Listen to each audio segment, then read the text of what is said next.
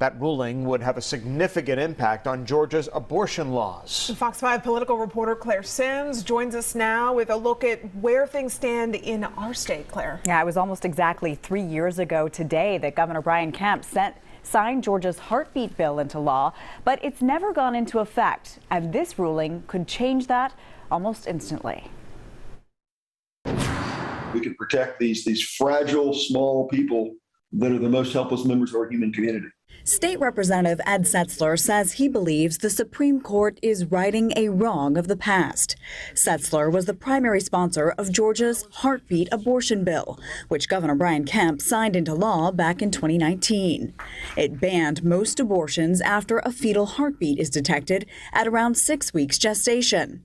Pro-choice groups filed a legal challenge, and the bill has been tied up in the courts for years.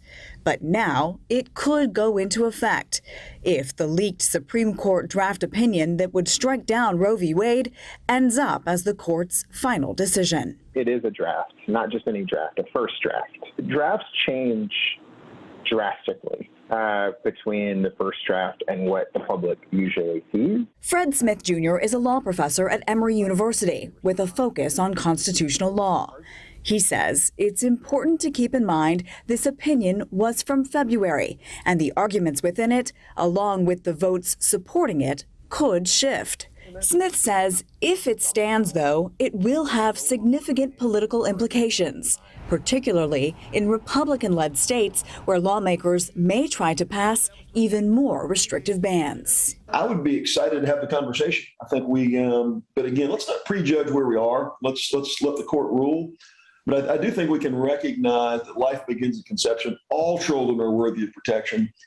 Even before they have a heartbeat. Women have the right to their own autonomy. But Minority Leader James Beverly, who fought against the heartbeat bill in the Georgia House, says the Supreme Court's decision will motivate voters, especially women. And I think that the voters can respond to that.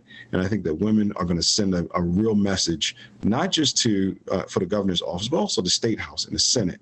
Enough is enough.